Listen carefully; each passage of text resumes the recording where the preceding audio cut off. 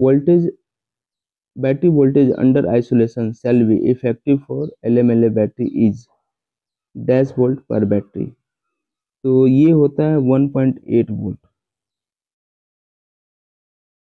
ये 1.85 होता है LMLA के लिए, सॉरी LMLA के लिए 1.85 होता है और वार्ला के लिए 1.8 वोल्ट होता है। मतलब इतना वोल्ट पे वो आइसोलेशन हो जाना चाहिए सिस्टम, इससे ज़्यादा डिस्चार्ज नहीं करना है बैटरी को, ठीक है।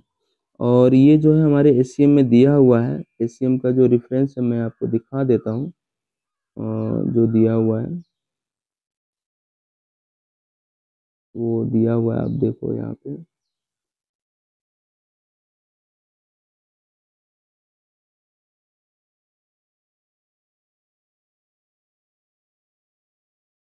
हम्म,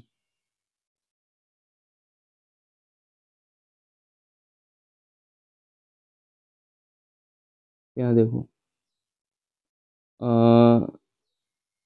the voltage individual cell shall not fall 1.85 volt, ठीक है ना। तो ये जो दे रहा है ये LMLA secondary cell means LMLA हो गया, जो उसको हम लोग मेंटेन करते हैं, टॉपिंग करते हैं, चार्ज डिस्चार्ज करते हैं, ठीक है। और वार्ला के केस में ये 1.8 वोल्ट होता है। तो यहाँ जो हमारा क्वेश्चन है वो LMLA का पूछ रहा है, under voltage isolation voltage, battery under voltage isolation shall be effective for LMLA eight, तो ये हो जाएगा 1.85 वोल्ट, 1.85 वोल्ट पर सेल हो जाएगा। यहाँ पर बैटरी को आइसोलेशन हो ही जाना चाहिए, इसके बाद बैटरी और डिस्चार्ज नहीं होना चाहिए, नहीं तो वो खराब होगी। चलो नेक्स्ट क्वेश्चन है, RDSO का स्पेसिफिकेशन दिया है और इसके हिसाब से जो है पूछ रहा है, the output of inverter shall be regulated to 230 volt plus minus dash for an input variation of dash as per RDSO specification 2012 version 3.0। तो आउटपुट वोल्टेज में जो ये इन्वर्टर का जो आउटपुट वोल्टेज है 230 वोल्ट हमें मिलता है, उसमें 230 प्लस माइनस 1%, इससे ज़्यादा वेरिएशन नहीं होना चाहिए। और उसके लिए जो हम लोग को इन्वर्टर का इनपुट देना है वो 98 से 138 वोल्ट। इनपुट तो हम लोग DC देते हैं ना, तो वेरी करता है, जब चार्ज होती है तो थोड़ी बढ़ती है, घटती है तो डिस्चार्ज होती है तो घटती है। तो इन्वर्टर को 98 वोल्ट से 138 वोल्ट तक DC इनपुट देना है, ठीक है ना। तो इसका आंसर हो जाएगा सी नंबर। ये RDSO स्पेसिफिकेशन में आप जाके देखोगे तो यहाँ दिया हुआ है ये चीज़, ये वाला सी नंबर हो जाएगा। इन्वर्टर का आउटपुट में 1% ओनली 1% वेरिएशन अलाउ है, 230 वोल्ट प्लस माइनस 1%। और इनपुट उसके लिए जो रेंज दिया हुआ है 98 से 138, ठीक है, 40 वोल्ट का इसमें वेरिएबल रेंज दिया हुआ है, 98 से 138, आप घटाओगे तो 40 निकलेगा। नेक्स्ट क्वेश्चन है 23 number, in IPS status monitoring panel emergency start generator audio visual alarm will appear eight इतना परसेंट डेप्थ ऑफ डिस्चार्ज। तो स्टार्ट जनरेटर 50% पे होता है, इमरजेंसी स्टार्ट 60% पे होता है, इसका आंसर 60% पे हो जाएगा, ठीक है। 60% पर इमरजेंसी स्टार्ट हो जाएगा, ठीक है। और 70% पर इन्वर्टर फेल हो जाएगा, 70% पर, ठीक है। यहाँ 70% भी दिया है तो इसलिए मैं इसके बारे में बता रहा हूँ।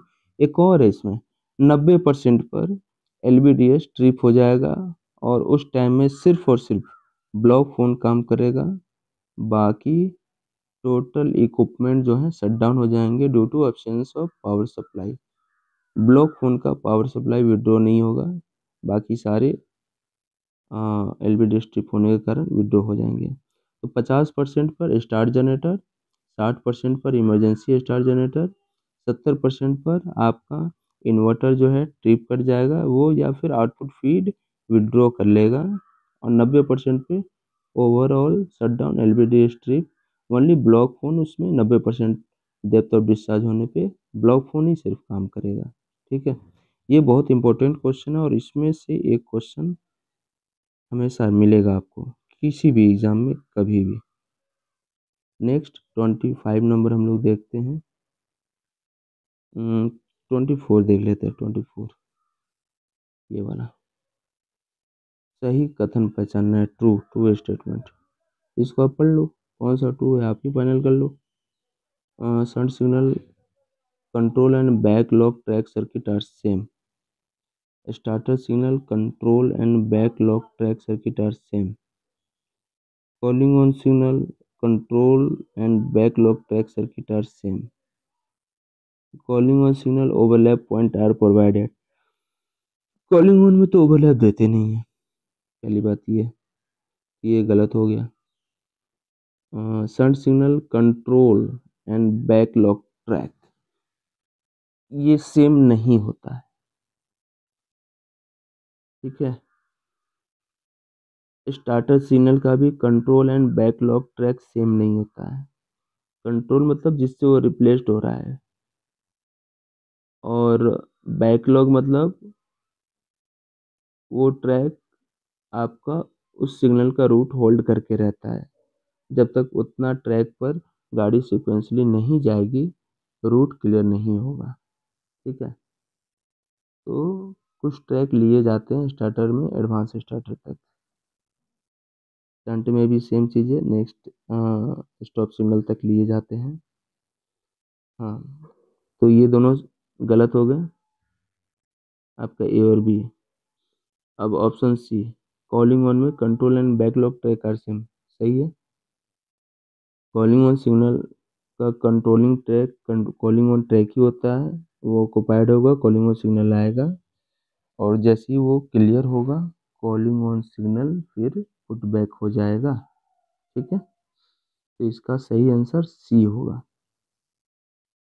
25 आप देख लो। Maintenance terminal shall store minimum of dash event as per RDSO specification. Maintenance terminal, तो मेंटेनेंस टर्मिनल जो है ये इसमें दिया हुआ है 10 लाख इवेंट्स या 30 डेज डाटा, जो आपको है उसको आप देख लो। ये 10 लाख या 30 डेज, ठीक है, इन दोनों में से जो आता है वो देख लो। मेंटेनेंस टर्मिनल में इतना डाटा स्टोर होना ही चाहिए, कम से कम 30 दिनों का या फिर 10 लाख इवेंट्स। ठीक, चलो नेक्स्ट क्वेश्चन अब देखते हैं 26 नंबर। 26 नंबर क्वेश्चन है,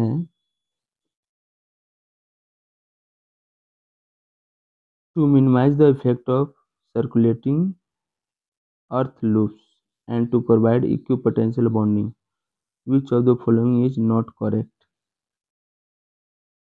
ठीक है, तो इक्विपोटेंशियल बॉन्डिंग के लिए जो है क्या करेक्ट नहीं है, तो इसको देख लेते, पहले पढ़ लेते हैं। Each of the SEEB sub equipotential earth bus bar installed in the room shall be directly connected to MEB main earth equipotential bus bar। हाँ, ये सही है। ऐसे यूपीएस में डाटा लॉगर में छोटा सा वो पट्टी देते हैं ना, उसको जो है जो पेरीवेरल वो बस बार कॉपर का पट्टी दिया हुआ था रूम के चारों तरफ, उससे कनेक्टेड रहता है, वो सही है ये। इक्विपमेंट या rack in the room shall not be directly connected to MEEB।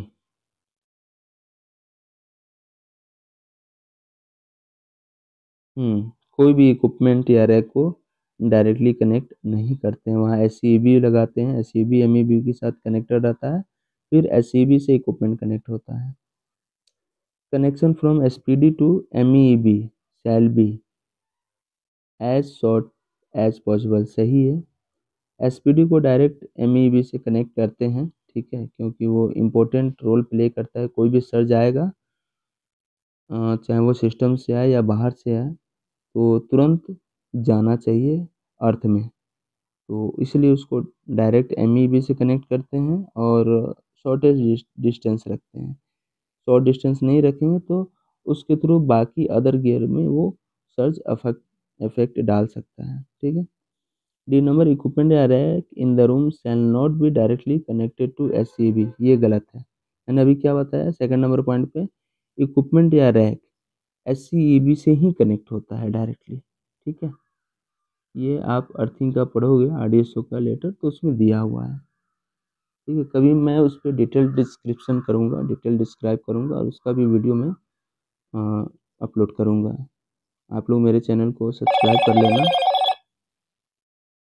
1 minute, एक कॉल आ रहा है, मैं देख लेता हूँ। हाँ, तो ये हो गया इक्विपमेंट रैक डायरेक्ट एससीबी सब इक्विपोटेंशियल अर्थ बस बार से ही कनेक्ट होता है। आप ये समझ लो एमईबी एससीबी ये सब क्या है। जो मेरा मेन अर्थ है, जो हम लोग ग्राउंड पे वो लगाते हैं रॉड गाड़ के, वहाँ से जो पहला जो कनेक्शन होता है वो एमईबी में होता है, मेन अर्थ इक्विपोटेंशियल बस बार। वो जनरली आप ऐसे समझ लो, कोई भी रूम है हमारा, जितने भी एसएनटी रूम, उसमें हर रूम के चारों तरफ वो लगा हुआ है, पूरा वो राउंड शेप में लगा हुआ है। जिस इक्विपमेंट को कनेक्ट करना है, जैसे मान लो आईपीएस है, डाटा लॉगर है, यूपीएसबीआई है, या कुछ भी है, तो वहाँ से एक इक्विपोटेंशियल अरेंजमेंट बनाते हैं उसके अंदर, और उस पर एसईबी डालते हैं, छोटा सा अर्थ पट्टी, सब इक्विपोटेंशियल अर्थ बस बार उसको बोलते हैं, जिसको एमईबी से हेक्सोथर्मिक के थ्रू कनेक्ट करते हैं। अब इक्विपमेंट के अंदर जो भी हमको कनेक्ट करना है, बॉडी को या फिर कार्ड को या जो भी, तो वो एसईबी में ला करके वहाँ कनेक्ट कर देते हैं अर्थिंग केबल के थ्रू, सुटेबल साइज जैसा जो गाइडलाइन है। एसपीडी को जो है डायरेक्टली हम एमईबी से कनेक्ट करते हैं। ये बहुत इंपॉर्टेंट क्वेश्चन है और अक्सर पूछा जाता है। एमईबी एसईबी के क्वेश्चन अक्सर पूछे जाते हैं, तो इसमें आपको कंफ्यूज नहीं होना है, आप इस चीज़ को समझ लो। Next 27 number question, the distance between two earth electrode shall be maximum up to. यहाँ मैक्सिमम डिस्टेंस पूछ रहा है, जनरली मिनिमम डिस्टेंस पूछता है। तो मिनिमम डिस्टेंस जो है होता है 3 मीटर, और मैक्सिमम डिस्टेंस हो जाता है ट्वाइस 6 मीटर। मतलब कोई भी दो अर्थ, रिंग अर्थ बैठा रहे हैं या ट्राईपोड बैठा रहे हैं या डबल अर्थ बैठा रहे हैं, तो उन दोनों के बीच की जो न्यूनतम दूरी है वो 3 मीटर होनी चाहिए, और अधिकतम दूरी 3 × 2 दोगुना यानी 6 मीटर होनी चाहिए। उससे ज़्यादा नहीं होनी चाहिए, 6 मीटर से ज़्यादा। ठीक है, कुछ अर्थिंग का ये लोग हमारी जो आरडीएसओ की टीम है उन्होंने रिसर्च किया है और 6 मीटर तक ही उन्होंने अलाउ करने का सुझाव दिया है, तो हमको ये 6 मीटर फॉलो करना है। नेक्स्ट 28 नंबर क्वेश्चन QSPA1 से रिलेटेड है। Why QSPA1 made to slow to release. QSPA1 को स्लो टू रिलीज हम लोग क्यों बनाते हैं? तो QSPA1 slow to release, slow to pickup है, ये स्लो टू रिलीज तो नहीं होता है। क्वेश्चन ये कॉन्फ्लिक्ट लग रहा है, आप हमें कमेंट बॉक्स में अगर आपको सही आंसर पता हो तो बताना। ठीक है, शॉर्टिंग ऑफ केबल तो होता नहीं है।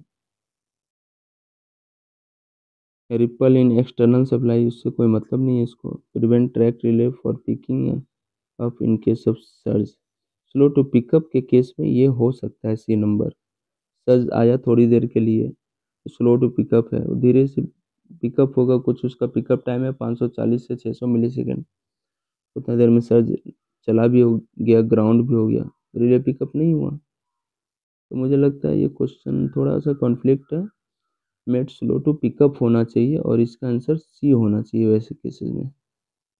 ठीक, बाकी आपको अगर सही आंसर पता है तो आप बताओ हमें, मैं इसको नेक्स्ट वीडियो में करेक्ट कर लूँगा। चलिए 29 question, 29 number, the recommended boost voltage per cell of VRLA battery.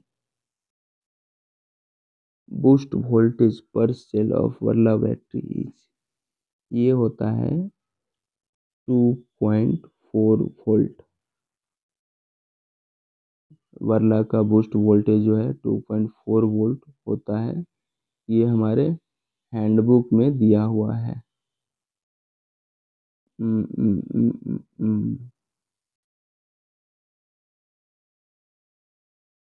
Handbook में दिया हुआ है, इसको आप याद कर लो।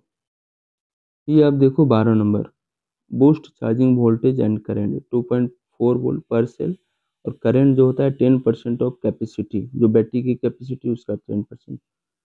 200 की बैटरी है एच की, तो उसका 10% 20 एम्पियर।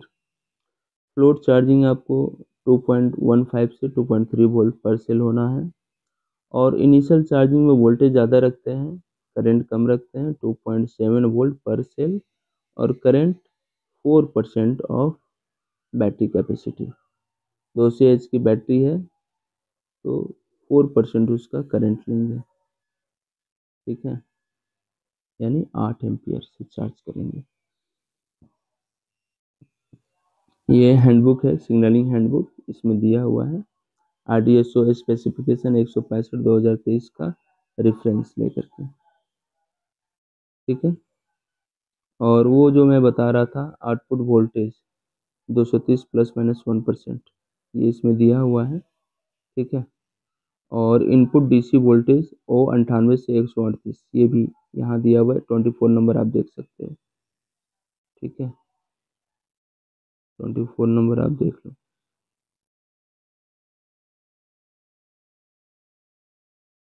सभी क्वेश्चन के आंसर दिए हुए हैं एक जगह है, अगर आप अच्छे से देखो तो सारे मिल जाएंगे, ठीक है। तो बूस्ट वोल्टेज जो है पर सेल वाला में 2.4 वोल्ट जो है ये है, ठीक है।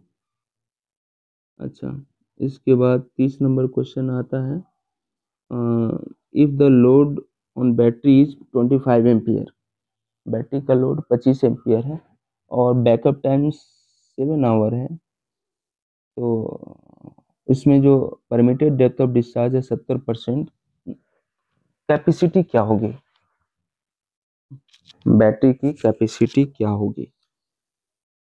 25 ampere load current, 7 hour backup time, depth of discharge जो परमिटेड है 70%, तो बैटरी की कैपेसिटी क्या होगी। तो इसका एक फार्मूला अभी हम लोग यहाँ जो देख रहे थे, capacity of cell load current into backup time divided by depth of discharge.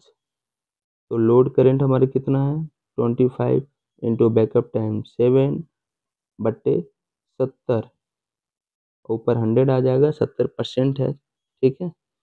तो जब आप इसको कैलकुलेट करोगे ना, तो ये आएगा 250, ठीक है। 70/7/70 10, ऊपर 100, 100 में 70 का एक जीरो ले लिया, 10 बचा, तो 250 रह गया। तो 250 से लोअर तो जा नहीं सकते हैं, तो हमें ऊपर का ही रेंज सेलेक्ट करना पड़ेगा, तो वो 300 एच की बैटरी होगी, ठीक है। ये फार्मूला है, load current into backup time divided by depth of discharge. Next 31 question, 31 number है, in IPS automatic change over between inverter and CBT take place इन।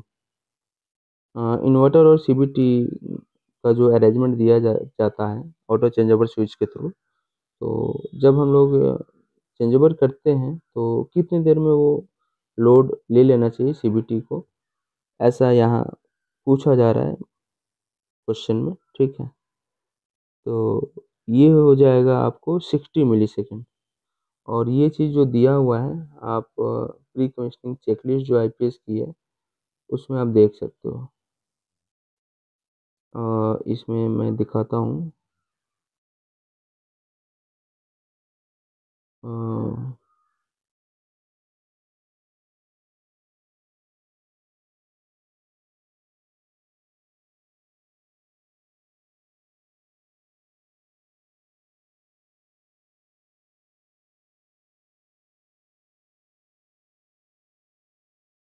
यहाँ देखो दिया हुआ है, the inverter should work in main and standby mode. The output of inverter shall be linked in such a way that on failure of main inverter, the standby inverter shall supply to load automatically within 60 milliseconds.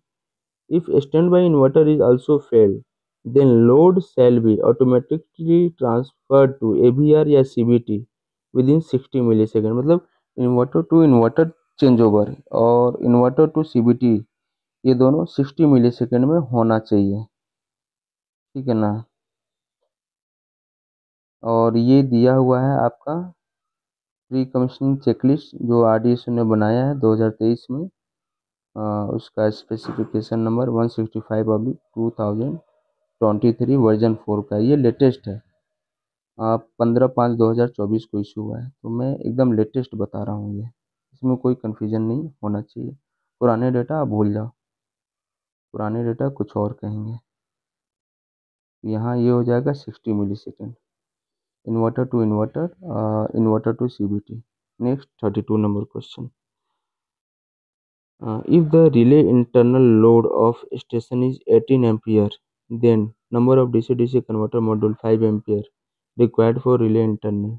तो 18 ampere का load है हमारा inverter का, ये internal का sorry. तो हमें DC-DC जो मॉड्यूल यूज करना है, तो सबसे पहले 5 एम्पियर का यूज करना है, तो कम से कम 5 चौको 20, 4 रखेंगे तब तो 18 एम्पियर का लोड वो दे पाएगा। 20 एम्पियर का रखेंगे तो इसमें कंडीशन दिया है ना आपको, कंडीशन ये दिया है कि 5 एम्पियर का मॉड्यूल, ये आप देख सकते हो 5 एम्पियर का मॉड्यूल यहाँ दे रहा है। कितना यूज करेंगे, 18 एम्पियर का लोड है तो सिंपल सा पहले आप ये देख लो 4 होगा। और इंटरनल का जो केस है ना, इंटरनल के केस में जो है हम लोग N+2 यूज करते हैं, मतलब जो चाहिए उसमें 2 और हम लोग हॉट स्टैंड बाई मोड में लेके रखते हैं, ठीक है। तो इंटरनल के केस में हमको यहाँ 4 चाहिए, 4+2 कितना हो जाएगा 6। बाकी ऑल एक्सटर्नल हो, डाटा लॉगर हो, UFSBI हो, एक्सेल काउंटर हो, कुछ भी हो, वहाँ N+1 अरेंजमेंट यूज करते हैं। अगर हमें एक मॉड्यूल चाहिए तो वहाँ 2 लेंगे, 2 चाहिए तो 3 लेंगे, ठीक है। तो यहाँ पर 18 एम्पियर का लोड है, 5 एम्पियर का कन्वर्टर हमें यूज करना है, तो सबसे पहले यहाँ 4 कन्वर्टर लगेगा। और ये इंटरनल का केस है तो 4+2 N+2 6 कन्वर्टर हमको यूज करना है, ठीक है। नेक्स्ट आपका 33 क्या कह रहा है, for cabin beyond dash kilometre separate set of AT and CLS panel set are to be provided. मतलब जो इलेक्ट्रिकल वाले AT सप्लाई देते हैं और CLS पैनल में लगाते हैं उसको, तो वो स्टेशन में देते हैं। स्टेशन से हमें गेट पे ले जाना है चाहे कहीं भी ले जाना है तो वो हम लेके जाएंगे, सिग्नलिंग डिपार्टमेंट अपना लेके जाता है, लेकिन उसकी लिमिट है, वो लिमिट है 2 किलोमीटर तक। अगर 2 किलोमीटर के बाहर लेके जाना है तो फिर वो इलेक्ट्रिकल डिपार्टमेंट वहाँ फिर सेपरेट AT और CLS पैनल प्रोवाइड करेंगे। वहाँ हम स्टेशन AT को एक्सटेंड करके नहीं ले जाएंगे। तो इसमें हो जाएगा ये 2 किलोमीटर। ये 2025 के LDC में भी ये क्वेश्चन पूछा है, ठीक है। और ये दिया हुआ है SEM में, ये क्लियरली दिया हुआ है। SEM आप अगर देखना चाहते हो तो मैं दिखा देता हूँ। शायद ये जो है पावर सप्लाई अरेंजमेंट में ही दिया हुआ है।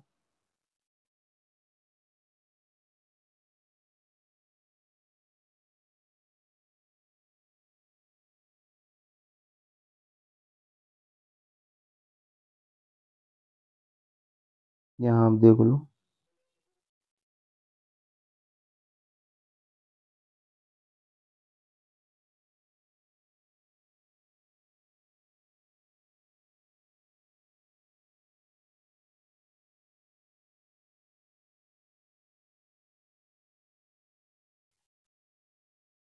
हाँ, the supply from the power supply control panel shall be extended through separate MCB to cabin, LC gate, telecom installation, etc. if these are falling within 2 km of power supply control panel for location which are at 2 km or beyond उसके बाहर अगर जाते हैं, ए separate set of eighty and power supply control panel shall be provided. ठीक है, ये ACM में दिया हुआ है यहाँ पे जी number 16.2.1 source of power supply इसमें दिया हुआ है। 2 किलोमीटर ये मैंने आपको बताया है। ठीक है, next, outer diameter of tubular post in colour light signal is, ये 140 mm होता है, और बेस का जो डाया है वो 160 mm होता है। ठीक है, तो पोस्ट का डाया 140 mm। ठीक, ये ध्यान रखना है। Next, 35 number question, a four aspect dash number of control relay are required. Four aspect signal में कंट्रोल रिले कितना चाहिए? तो जितना स्पेक्ट है उसमें एक घटाओ तो 3 चाहिए। लाल तो ऐसे कंटिन्यूस जलेगा, एक स्पेक्ट तो नॉर्मली जलेगा, बाकी के 3 स्पेक्ट जब टेकअप होंगे या कुछ कंडीशन मीट करेंगे तो जलेंगे। तो 3 के लिए 3 रिले चाहिए, एक ही रिले से तो होगा नहीं। तो ये 4 के लिए 3 हो जाएगा। फोर एस्पेक्ट में 3 कंट्रोल रिले चाहिए, 3 एस्पेक्ट में 2 चाहिए, 2 एस्पेक्ट में 1 चाहिए। ऐसा है, 4 एस्पेक्ट के ऊपर तो हमारा कुछ होता नहीं है, 5 एस्पेक्ट तो होता नहीं है, बस याद रखना है। GR 3.07, सबसे पहला नंबर 3 नंबर जो चैप्टर है ये सिग्नलिंग से रिलेटेड है। जनरल रूल का जो 3 नंबर है वो सिग्नलिंग से रिलेटेड है। तो 3.7 का जो 6 है वो जो बताता है वो डिस्टेंट सिग्नल के बारे में बताता है, ए नंबर। ठीक है, इसके बारे में द जनरल रूल 3.7 का 6 स्टिपुलेट्स that wherever necessary more than one distant signal may be provided। ठीक है, उसको कहते हैं इनर डिस्टेंस के साथ वाली अरेंजमेंट। ठीक, उसके बाद जो है 37 नंबर है, number of signalling section are required to be clear to get proceed aspect in automatic block working with four aspect signalling. Four aspect signalling में आपको हरा बत्ती जलाना है, तो क्या होगा, एक लाल होगा, दो पीला होगा, एक हरा होगा। सबसे पहले आप ये समझ लो फोर स्पेक्ट में। तो सिग्नल के आगे वाला जो ब्लॉक जो सेक्शन है ऑटोमेटिक सेक्शन, उसमें अगर गाड़ी है तो सिग्नल पीला, ये रेड रहेगा। ठीक है, सिग्नल के आगे वाले में अगर गाड़ी है तो सिग्नल रेड रहेंगे, और अगर एक ब्लॉक सेक्शन क्लियर रहता है तो सिग्नल येलो जलेगा, दूसरा क्लियर रहता है तो डबल येलो, तीसरा क्लियर होता है तब ग्रीन। तो फोर एस्पेक्ट में 3 आपका ऑटोमेटिक सेक्शन क्लियर चाहिए, प्लस ओवरलैप, सिग्नल ओवरलैप जो डिस्टेंस है वो चाहिए क्लियर। ठीक है, तो वो 37 का सी नंबर हो जाएगा, 3, 3 प्लस ओवरलैप। 38, इसमें रॉन्ग स्टेटमेंट को आपको सिलेक्ट करना है। ठीक है ना, इसमें wrong statement, when shunt signal is provided on separate post it display on off aspect. हाँ सही है, अगर इंडिपेंडेंट पोस्ट पे सन सिग्नल है तो ऑन भी दिखाएगा, ऑफ भी होगा, जैसा उसको वो ऑर्डर दिया जाएगा। The shunt signal provided below stop signal it display off post only, सही है। When shunt signal provided below stop signal it display on and off aspect, ये गलत है, उसमें सिर्फ ऑफ एस्पेक्ट होता है। For clearing shunt signal point in route only required isolation point not compulsory, ये भी सही है। सन सिग्नल के ही केस में आइसोलेशन पॉइंट नहीं चाहिए। संट और संट और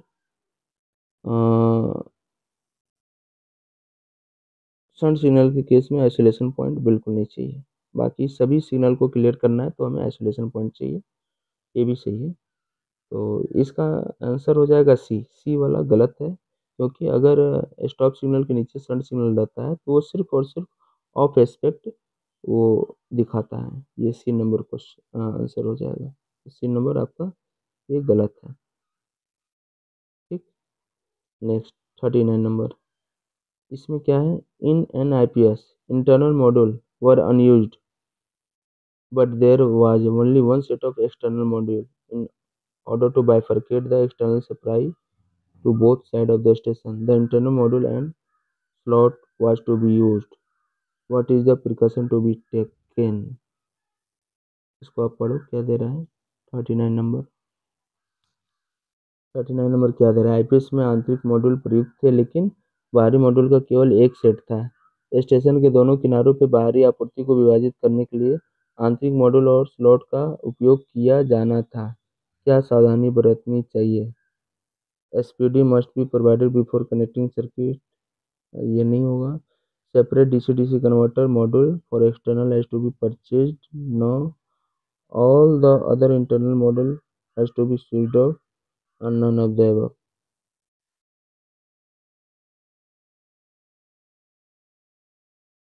The internal module and slot were to be used. पहले इसमें क्या दे रहा है, इंटरनल मॉड्यूल वर अनयूज्ड. अगर अनयूज्ड है कोई भी मॉड्यूल तो उसको स्विच ऑफ रखेंगे. मेरे ख्याल से सी होना चाहिए. ठीक है. उसके बाद 40 number, multi lamp route indicator में जो है 35 लैंप तो होते हैं, ये कंफर्म है.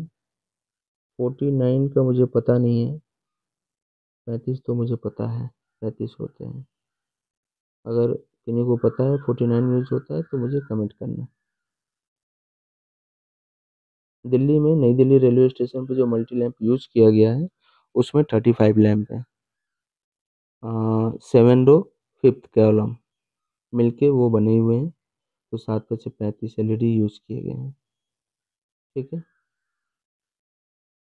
चलो अभी जो है हम लोग यहाँ 40 क्वेश्चन सॉल्व किए, 40 और इतने पे रहने देते हैं. फिर मैं अगले पेपर में बाकी के क्वेश्चन को सॉल्व करके लाऊंगा और आपके बीच उसको रखूंगा. ठीक है.